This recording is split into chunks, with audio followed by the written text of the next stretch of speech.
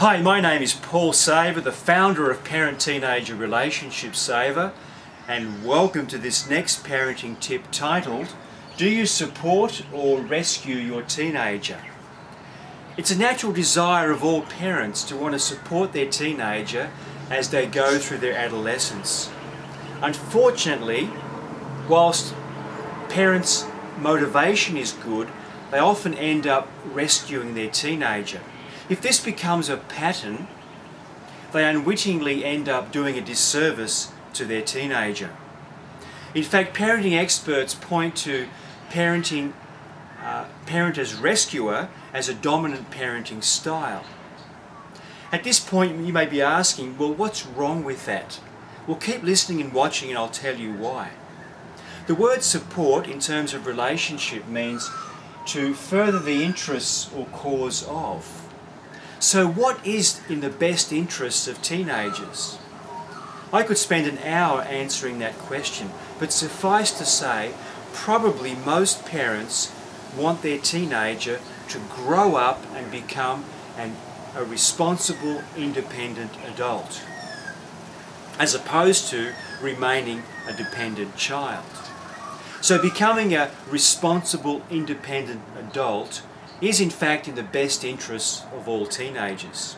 So the actions of parents that prevent that or thwart that from happening and cause their teenager to remain dependent actually is not supporting but rather squashing or being counterproductive toward that end. Let's now put some flesh to the theory and give a real life example that contrasts support and rescue. For example, you may be a parent that's having to wake your teenager up most mornings to get them to school on time, whilst they're insisting on Facebooking or watching videos or playing video games into the wee hours of the morning.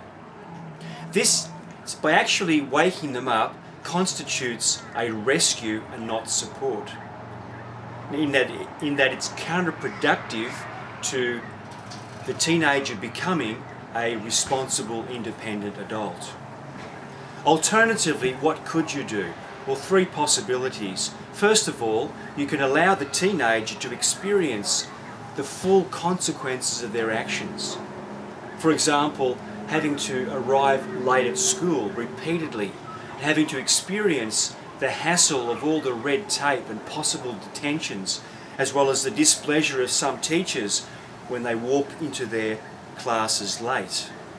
Secondly, you may choose to sit down with your teenager and map out a time management plan where you try and get the right balance between work, rest and play.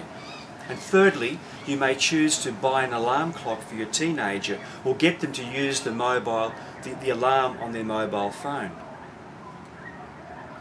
So in conclusion, as parents, we want our teenagers to not only survive but to thrive in the big wide world, especially after we're no longer around to be there for them.